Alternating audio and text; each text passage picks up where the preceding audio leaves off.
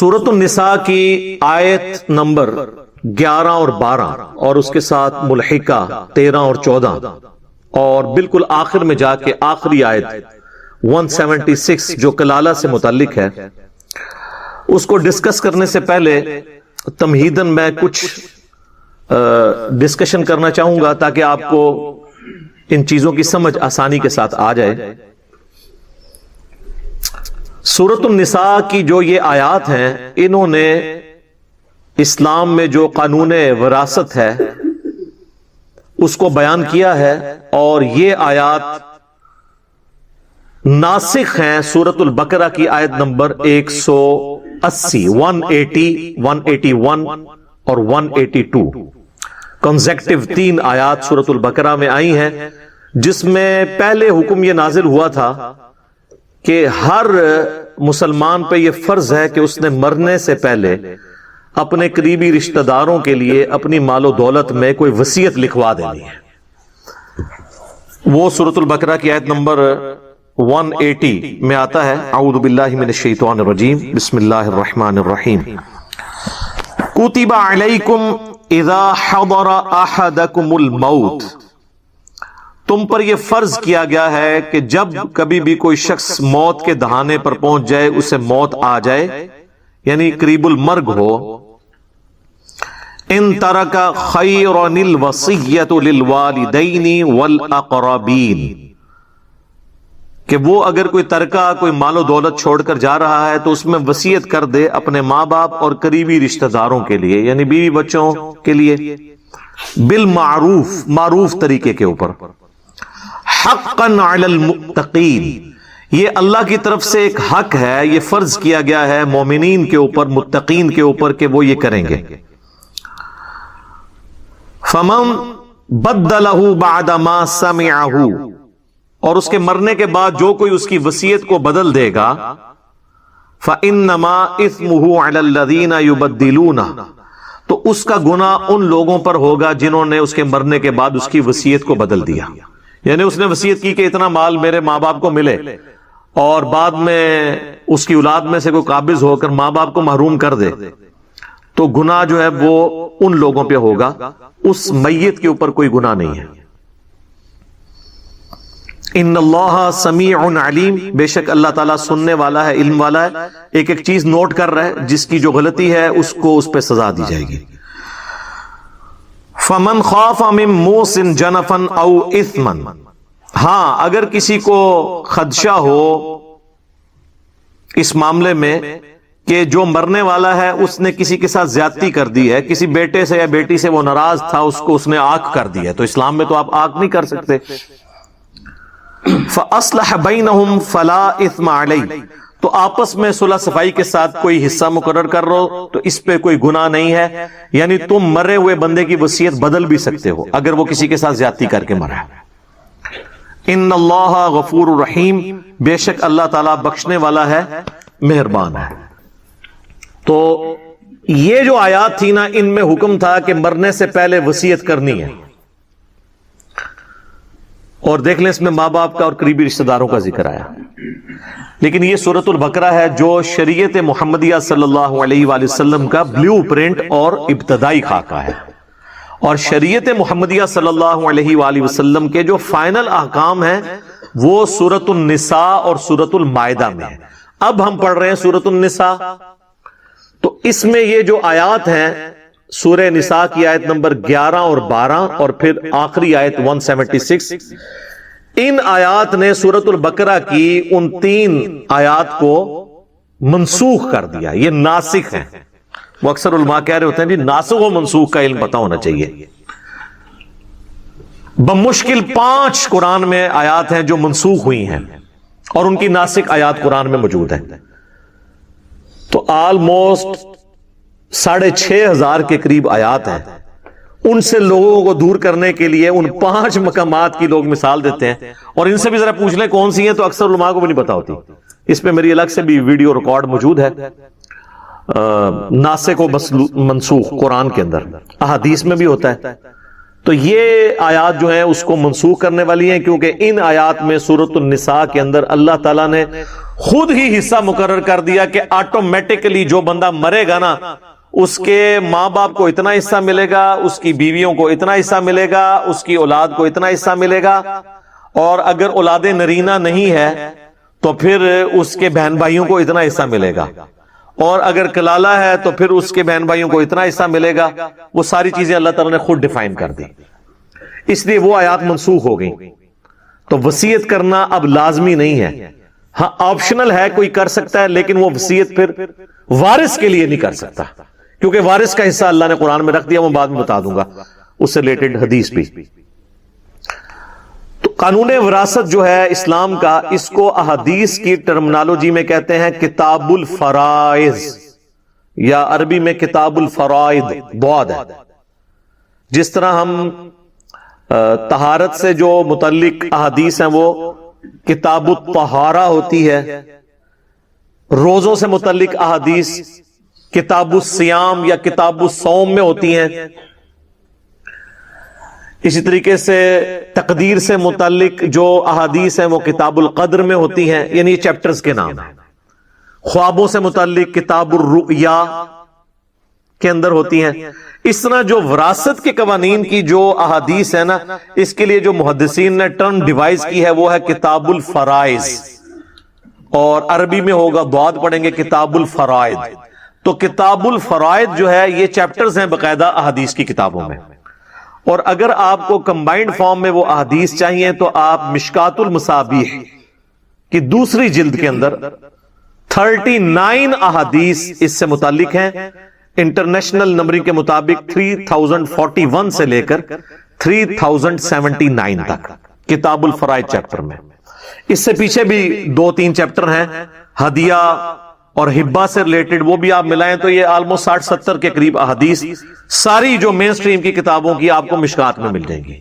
اسی لیے میں بار بار کہتا ہوں کہ مشکات شریف آپ ضرور اپنے پاس رکھیں، اس کا پی ڈی ایف آپ فری ڈاؤن لوڈ کر سکتے ہیں ہماری ویب سائٹ ahlsunnatpak.com سے، اور اگر آپ نے ڈاک میں یہ منگوانی ہے تو ہماری اکیڈمی کا نمبر صبح 9 سے شام 5 بجے تک آلموسٹ کھلا ہوتا ہے، بیچ میں نمازوں کا وقفہ ہے، بعض اوقات نمبر بیزی بھی رہتا ہے، اتنی زیادہ کالز آ رہی ہوتی ہیں، تو نو پروفٹ نو لاس کے اوپر ٹی سی ایس آپ کے گھر ہم صرف 2500 روپیز میں کروا دیں گے، اور یہ 3 جلدیں ہیں، آلموسٹ 800-900 صفحوں کی ایک جلد ہے۔ ایک جلد کی فوٹو کاپی 2000 میں نہیں ہو سکتی، اور ہم تینوں جلدیں اکیڈمی سے آ کے لیں تو 2000 کی، اور ڈاک میں منگوائیں تو 2500 کی، کیونکہ ہم نے ٹی سی ایس کروانا ہوتا ہے۔ تو نو پروفٹ نو لاس کے اوپر ہم دے رہے ہوتے ہیں تاکہ لوگ کتابوں کے ساتھ شغف رکھیں۔ تو اسے میں نے ڈکلیئر کیا ہے انسائکلوپیڈیا آف حدیث، بخاری، مسلم، ابو داؤد، ترمذی، نسائی، ابن ماجہ، اس کے علاوہ بھی آلموسٹ کل 13 کتابوں کے نوٹس ہیں اہل سنت کی مین سٹریم کی مشکات المصابیح کے اندر۔ یوٹیوب پہ میری ایک ویڈیو بھی ہے انٹروڈکشن آف مشکات، وہ آپ دیکھ لیں تو میں نے کافی تفصیل سے اس پہ گفتگو کی ہے۔ تو یہ مشکات اگر آپ کے پاس آ گئی تو آلموسٹ تمام ٹاپکس پہ میجورٹی احادیث آپ کے پاس ایک جگہ پہ آئیں گی، اور یہ بہت بڑی خدمت ہے۔ آج سے آلموسٹ 700 سال پہلے امام ولی الدین تبریزی المتوفا 748 ہجری، اب یہ چل رہا ہے 1442 ہجری، تو آلموسٹ 8 سے 700 سال پہلے انہوں نے یہ کتاب لکھی ہے۔ پوری دنیا کے اندر یہ اہل سنت کے مدارس کے اندر تمام مکاتب فکر جتنے ہیں ان میں پڑھائی جاتی ہے۔ تو اس کے اندر آپ کو کتاب الفرائض چیپٹر میں وہ ساری احادیث مل جائیں گی انشاءاللہ تعالی۔ قانون وراثت کے کانٹیکسٹ میں 3 ٹرمنالوجیز، 3 اصطلاحات کو آپ سمجھ لیں۔ نمبر 1 ہے ہدیہ، یا اسے ہبہ بھی کہتے ہیں، اسے عطا بھی کہتے ہیں، اسے اردو میں تحفہ بھی کہتے ہیں۔ دوسری ٹرم ہے وصیت۔ وصیت یہ ہے کہ کوئی شخص یہ کہے کہ میرے مرنے کے بعد یہ فلاں کو مل جائے۔ ہبہ یہ ہے کہ وہ اپنی زندگی میں کسی کو گفٹ کر دے۔ اور تیسری ٹرم ہے وراثت۔ وراثت یہ ہے کہ آٹومیٹکلی مرنے کے بعد جن جن کا حصہ اس دولت میں بنتا ہے وہ ان کو مل جائے گا۔ تو یہ تینوں ٹرمز الگ سے، ہبہ یا جسے ہدیہ بھی کہتے ہیں یا گفٹ، وصیت یعنی میرے مرنے کے بعد. گفٹ ہے اپنی زندگی میں اپنے ہاتھوں سے. وصیت میرے مرنے کے بعد فلاں کو ملے, زندگی میں ہی مالک ہوں. اور وراثت آٹومیٹکلی ٹرانسفر ہو جائے گی مرنے کے بعد جس کا جو حصہ ہے. اب آ جائے اس میں پہلی ٹرم جو ہے ہدیہ. ہدیہ اور گفٹ یہ آپ اپنی زندگی میں اپنے قریبی رشتہ داروں کو بھی کر سکتے ہیں, کسی این جی او کو بھی کر سکتے ہیں, کسی مدرسے کو بھی کر سکتے ہیں. لیکن اولاد میں جب کریں گے تو آپ نے ایکولی ڈسٹریبیوٹ کرنا ہوگا, اور اس میں مرد و عورت کی تفریق بھی نہیں ہوگی. لڑکی ہے یا لڑکا برابر کا حصہ ہوگا. اس کانٹیکسٹ میں حدیث ہے صحیح بخاری اور صحیح مسلم کے اندر, سیدنا نعمان ابن بشیر رضی اللہ تعالیٰ عنہ کہتے ہیں کہ میرے والد مجھے نبی علیہ السلام کی خدمت میں لے گئے اور عرض کیا اللہ کے رسول, میں نے یہ اپنا جو بچہ ہے اس کو ایک غلام ہبہ کیا ہے, ہدیہ دیا ہے, تحفہ دیا ہے. تو آپ صلی اللہ علیہ وآلہ وسلم نے پہلا سوال یہی کیا کہ کیا تم نے اپنی باقی اولاد کو بھی ایک ایک غلام گفٹ کیا؟ تو انہوں نے کہا نہیں. تو آپ نے فرمایا کیا تم یہ خواہش رکھتے ہو کہ تمہاری باقی اولاد بھی تمہارے ساتھ حسن سلوک کرے جس طرح یہ کرتا ہے؟ انہوں نے کہا یا رسول اللہ جی, اپنے آگ لینے کے لیے تو ہر کوئی بندہ ہی تیار ہوتا ہے. تو آپ نے فرمایا کہ پھر تم باقی اولاد کو بھی ایک ایک غلام گفٹ کرو یا پھر اس سے بھی واپس لے لو. اور مسلم شریف میں تو یہاں تک الفاظ ہیں کہ انہوں نے عرض کیا اللہ کے رسول صلی اللہ علیہ وآلہ وسلم, میں آپ کو گواہ کرتا ہوں کہ میں نے اپنے اس لائق فائق بچے کو ایک غلام گفٹ کر دیا ہے. تو آپ نے فرمایا مجھے اس گناہ کے کام کے اوپر, اس ظلم کے اوپر مجھے گواہ نہ کرو جب تک تم باقی اولاد کو بھی اتنا حصہ نہیں دیتے. اور یہ ہے گفٹ, ہدیہ اپنی زندگی میں دینا. اس حوالے سے ایک اور حدیث ہے صحیح بخاری کے اندر کہ اللہ کے محبوب صلی اللہ علیہ وآلہ وسلم نے فرمایا کسی کو گفٹ دے کر واپس لینے والا ایسا ہی ہے جیسا کہ کوئی کتا قے کر کے اس کو چاٹ لے, اور ہمارے لیے ایسی بری مثال نہیں ہو سکتی. یعنی نبی علیہ السلام نے فرمایا کہ گفٹ کسی کو دے کے واپس نہیں آپ لیں گے, یہ حرام ہے. اس کو سپورٹیو حدیث وہ ترمذی اور ابو داؤد کی بھی ہے جو مشکات کے اندر بھی موجود ہے, اور یہ ساری حدیثیں آپ کو مشکات میں اس چیپٹر میں مل جائیں گی انشاءاللہ, کہ نبی علیہ السلام نے فرمایا کہ کسی کے لیے یہ حلال نہیں کہ وہ کسی کو گفٹ دے کے واپس لے لے, سوائے باپ کے کہ وہ اپنی اولاد کو کوئی گفٹ دے تو وہ واپس لے سکتا ہے, کیونکہ وہ الگ سے حدیث ہے سنن ابن ماجہ کے اندر کہ تو اور تیرا مال تیرے باپ کا ہے.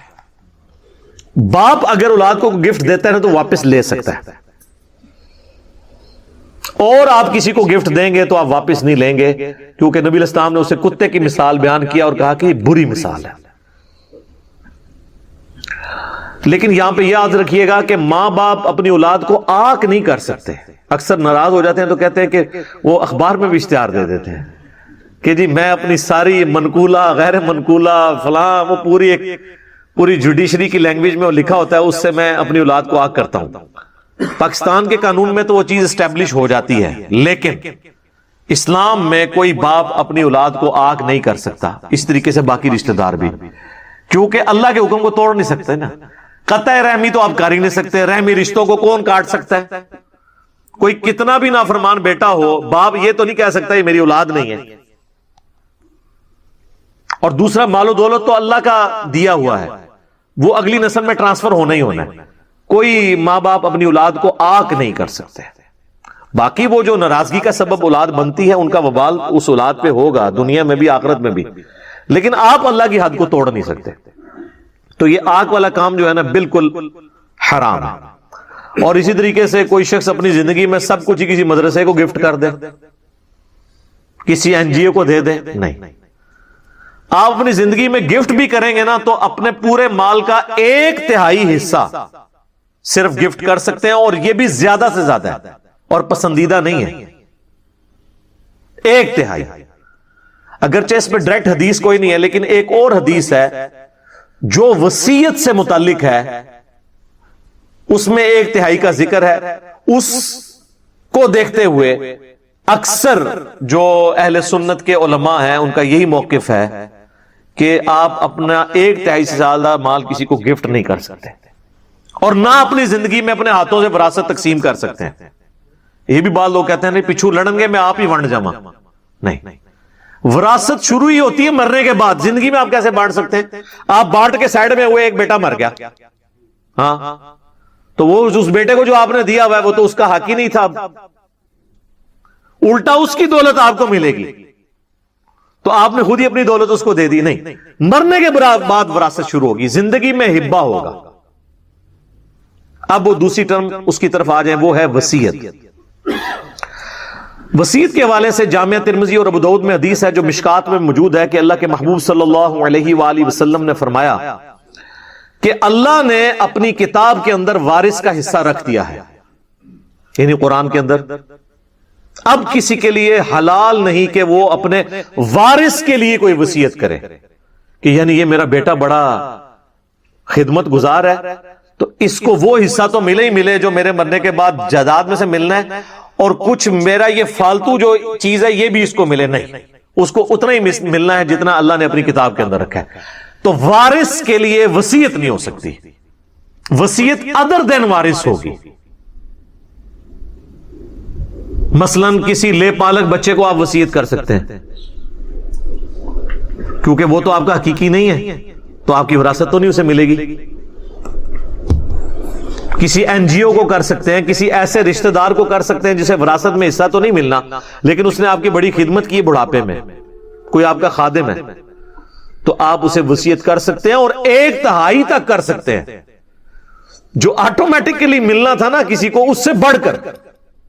اسی طریقے سے کسی کا بیٹا فوت ہو گیا تو اب پوتوں اور پوتیوں کو تو جائیداد میں حصہ نہیں ملے گا، تو دادا جو ہے اپنی زندگی میں اپنی بہو کے نام پہ، اپنے پوتے اور پوتیوں کے نام پہ 1/3 مال کی وصیت کر سکتا ہے، اور گفٹ بھی دے سکتا ہے 1/3 مال۔ یہ 1/3 کا فگر اس حدیث سے ہے جو بخاری اور مسلم دونوں میں ہے۔ صحیح بخاری اور صحیح مسلم کی متفقن علیہ حدیث ہے، یعنی دونوں کتابوں میں ہے۔ سعد ابن ابی وقاص رضی اللہ تعالیٰ عنہما کہتے ہیں کہ فتح مکہ کے موقع پر میں اتنا بیمار ہوا کہ مجھے یہ یقین ہو گیا کہ اب میں زندہ نہیں بچ پاؤں گا۔ حالانکہ وہ اس کے بعد بھی تقریباً آپ سمجھ لیں 45 سال تک زندہ رہے ہیں، اور 56 ہجری میں حضرت معاویہ کے دور میں سب سے آخری بدری صحابی جو فوت ہوئے وہ سعد ابن ابی وقاص رضی اللہ تعالیٰ عنہما۔ تو اس زمانے میں علم غیب نہیں ہوتا تھا نا، بزرگوں کو تو پہلے ہی پتا چل جاتا ہے کہ اب مرنے والے ہیں، ان کو بھی پتا چل گیا تھا مرنے والوں لیکن نہیں مرے، اور اللہ کے نبی علیہ السلام ان کی عیادت کرنے ہیں اور آپ نے بھی نہیں فرمایا کہ تم کو نہیں مرنا۔ تو انہوں نے کہا یا رسول اللہ صلی اللہ علیہ وآلہ وسلم میری خواہش ہے کہ میں اپنا سارا مال جو ہے نا وہ ہدیہ کر دوں کسی نیکی کے کام میں، کیونکہ میری تو ایک ہی بیٹی ہے۔ ان کے ذہن میں ہوگا اس کی تو شادی ہو جانی ہے، اس کو کیا دولت کی ضرورت ہے۔ تو آپ صلی اللہ علیہ وآلہ وسلم نے فرمایا، انہوں نے پوچھا یا رسول اللہ اجازت ہے؟ آپ نے فرمایا لا، نہیں۔ حالانکہ نبی علیہ السلام کی مبارک زبان سے لا کا لفظ نہیں نکلتا تھا۔ بہت ہی کم مواقع پہ ایسا ہوا ہے کہ آپ نے لا کا لفظ بولا ہے جہاں بہت ضرورت پڑی ہے، اور ان میں سے ایک موقع یہ تھا۔ انہوں نے کہا یا رسول اللہ صلی اللہ علیہ وآلہ وسلم 2/3 مال کر دوں؟ فرمایا لا، یہ زیادہ ہے۔ کہا آدھا مال؟ فرمایا لا۔ پھر کہا 1/3، تو آپ نے فرمایا یہ بھی زیادہ ہے لیکن اس کی میں تمہیں اجازت دیتا ہوں۔ تو اس سے پتا چلا کہ وصیت، ہبہ، یہ ساری چیزوں میں یہ بنیادی حدیث یہ ہے بخاری اور مسلم کی کہ 1/3 سے زیادہ نہیں کرنا۔ سارا کچھ ہی دے کے چلے جائیں گے تو پچھڑوں کو کیا ملنا ہے؟ اور یہی بات آپ علیہ السلام نے کی۔ آپ نے فرمایا صلی اللہ علیہ وآلہ وسلم کہ انسان جو کچھ اپنی بیوی بچوں پہ خرچ کرتا ہے حتیٰ کہ ان کے منہ میں لقمہ بھی ڈالتا ہے، یہ بھی اللہ کے حضور نیکی ہے۔ سعد بن ابی وقاص کو فرمایا، اور پھر فرمایا آپ صلی اللہ علیہ وآلہ وسلم نے کہ اپنی اولاد کے لیے کچھ چھوڑ کر مرو، یہ اس سے بہتر ہے کہ تمہارے مرنے کے بعد وہ لوگوں سے مانگتی پھرے۔ اور جو تم اپنی اولاد کے لیے بھی چھوڑ کے مرو گے نا تو وہ ثواب ہے۔ عام لوگ یہی سمجھتے ہیں، اور مولوی ان کو پٹی یہی پڑھاتے ہیں کہ یہ مدرسے نو لکھ دیو۔ وہ یہ سمجھتے ہیں کہ مدرسے کو لکھ دیا تو ثواب ہوگا، اور اگر میری اولاد کو وراثت گئی تو ثواب نہیں ہوگا۔ نہیں بھائی، اولاد کو بھی جائے گا تو ثواب ہوگا۔ ثواب تو ہونا ہے. تو نبی علیہ السلام نے 1/3 مال زیادہ سے زیادہ کی اجازت دی کہ اس کو تم وصیت کر سکتے ہو، اس سے زیادہ نہیں، 2/3 پچھڑوں کے لیے چھوڑ کے مرو. یعنی آپ علیہ السلام نے ناپسند فرمایا کہ کوئی شخص سب کچھ ہی اللہ کی راہ میں خیرات کر کے چلا جائے. اچھا، اب یہ جو وراثت ہے یہ تقسیم ہوگی. جو مرنے والا شخص ہے اس کا قرضہ پہلے اتارا جائے گا، اس کے بعد جو اس نے وصیت کی ہے وہ دی جائے گی، باقی جو مال بچ جائے گا نا وہ آپ نے پھر ورثاء میں تقسیم کرنا ہے اس طریقے پہ جو سورہ النساء کی آیت نمبر 11 اور 12 اور 176 میں آیا. اور کچھ تفصیلات بخاری اور مسلم اور باقی حدیث میں آئی جو مشکات کی دوسری جلد میں کتاب الفرائض چیپٹر کے اندر موجود ہے. لیکن پہلے قرضہ اتارنا ہے اور وصیت کو پورا کرنا ہے. اس کے بعد اکثر غیر مسلموں کی طرف سے بھی اعتراض کیا جاتا ہے کہ یہ جو قانون وراثت قرآن میں آیا نا، اس کی اگر آپ پوری کیلکولیشن کریں تو وہ 100 کا عدد پورا نہیں آتا. یعنی آپ اس کو اتنا دے دیں، اس کو اتنا دے دیں، اس کو اتنا دے دیں، تو ہونا تو چاہیے وہ ساروں کو جمع کریں تو 100 پورا ہو جائے. بعض جگہ پورا بھی ہو جاتا ہے، بعض جگہ نہیں ہوتا. تو کہتے ہیں کہ وہ تو یہ تو میتھمیٹیکل ایرر ہے قرآن کے اندر، نعوذ باللہ. تو ان کو پتہ نہیں ہے کہ اسلام کا سورس آف نالج صرف قرآن نہیں ہے بلکہ سنت بھی ہے. جو چیزیں قرآن میں تفصیل سے نہیں آئی وہ سنت کے اندر یعنی صحیح الاسناد حدیث کے اندر آئی ہیں. چنانچہ اس میں ایک بنیادی حدیث ہے جو بخاری اور مسلم دونوں کے اندر ہے.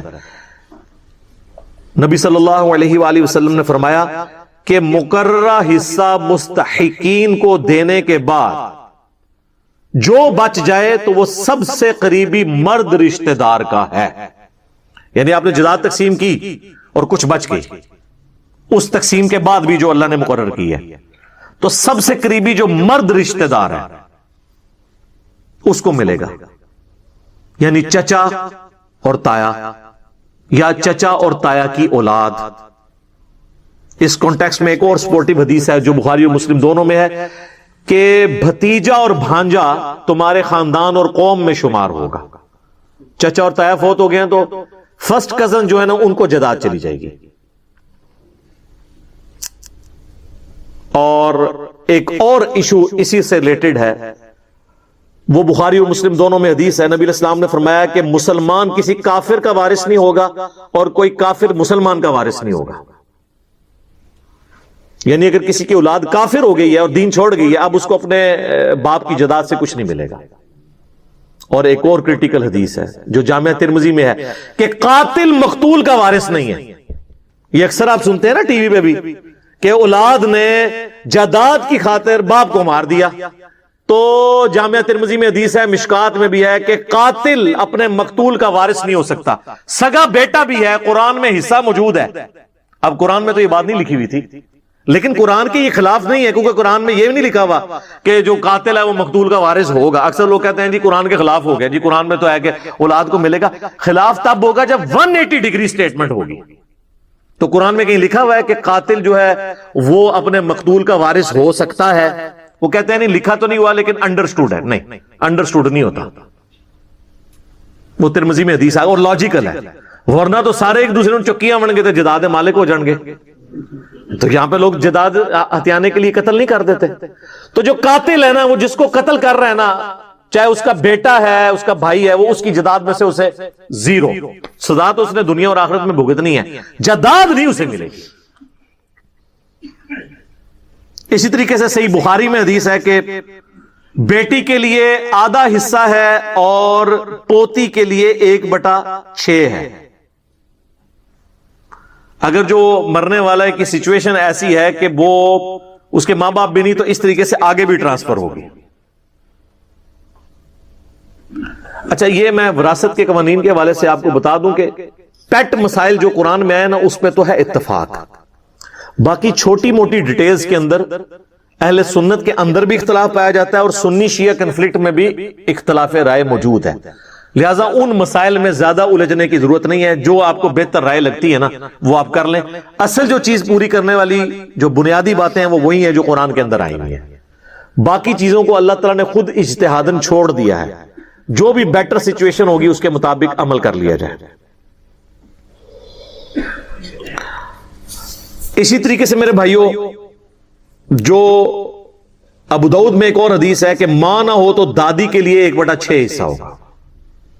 تو دادی کو وراثت مل جائے گی. دادے کی وراثت پوتے تک نہیں آتی، لیکن پوتا اور پوتی کی وراثت چلی جاتی ہے ادھر تک. اب کسی کے دماغ میں ہے کہ ایسا کیوں ہے، تو قرآن میں اس کا ذکر آ جائے گا انہی آیات میں کہ اللہ بہتر جانتا ہے کہ کون کس چیز کا زیادہ حقدار ہے. مورل لاز جو ہے نا وہ ہوتے ہیں ریویلڈ نالج، وہی کے علم سے. آپ اپنے سوشل لاز بنا سکتے ہیں جو اس اعتبار سے ٹریفک کے قوانین بھی بنا لیں، لیکن جو مورل ویلیوز ہیں نا یہ اللہ نے بتانی ہے. ورنہ تو مرد کوئی قانون بنائیں گے تو وہ مردوں کو ڈومینیٹ رکھیں گے، عورتیں کوئی قانون بنائیں گی تو عورتوں کو ڈومینیٹ رکھیں گے. یعنی اگر مردوں کے اختیار میں ہوتا تو یہ حدیث وہ اپنے بارے میں کر لیتے ہیں، جو حدیث ہے سنن نسائی میں کہ جنت تیرے ماں کے قدموں کے پاس ہے. تو مردوں پہ ہوتا تو وہ کہتے ہیں نہیں باپ کے قدموں کے پاس ہے. ٹھیک ہے، تو یہ ڈیفائن انہوں نے نہیں کرنا، بلکہ جس طرح بخاری مسلم میں ایک اور حدیث ہے کہ ایک صحابی نے کہا مجھ پہ سب سے زیادہ حق کس کا ہے، میری حسن سلوک کے سب سے زیادہ حقدار اس روئے عرض پہ کون ہے؟ فرمایا تیری ماں. دوسری بار پوچھا فرمایا تیری ماں. تیسری بار پوچھا فرمایا تیری ماں. چوتھی دفعہ فرمایا تیرا باپ. تو وومن رائٹس اسلام نے اس حوالے سے دی ہیں کہ ماں کا 3 گنا زیادہ حق ہے اپنی اولاد پہ ایز کمپیئر ٹو باپ کے. اب مردوں پہ ہوتا تو انہوں نے 3 اپنے رکھنے تھے اور 1 ماں کا، یا بہت کوئی زور لگاتے تو برابر برابر رکھ لیتے. تو مورل لاز کس نے بتانے ہیں؟ اللہ نے، جو کریٹر ہے. اب میرے بھائیوں جو وراثت کی آیات ہیں ان کو ہم ڈسکس کرتے ہیں، لیکن میں ایک بلو پرنٹ آپ کے سامنے رکھ دیتا ہوں اوورال ان آیات کا، تاکہ آپ کو پتا چل جائے بنیادی قانون جو اس کے اندر بیان ہوا ہے کہ میجورٹی کیسز میں یہی ہے کہ مرد کو 2 حصے ملے گا وراثت کا، عورت کو 1. اور اس میں حکمت یہ ہے کہ عورت نے تو شادی ہو کے دوسری جگہ جانا ہے، ادھر سے بھی اس کو حصہ ملنا ہوتا ہے، اور مرد نے چونکہ خاندان کے معاملات چلانے ہوتے ہیں، عورت نے تو باہر جا کے کام کر کے تو نہیں سارے معاملات چلانے ہوتے ہیں.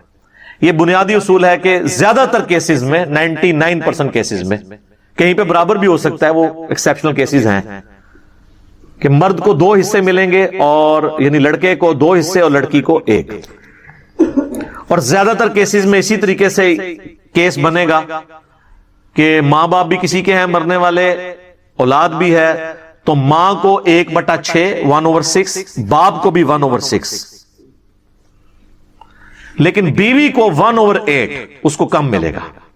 اور اگر 1 سے زیادہ بیویاں تو 1/8 ہی ان میں ڈیوائڈ ہوگا. یہ نہیں ہے کہ ہر بیوی کو الگ الگ 1/8 ملے گا، نہیں.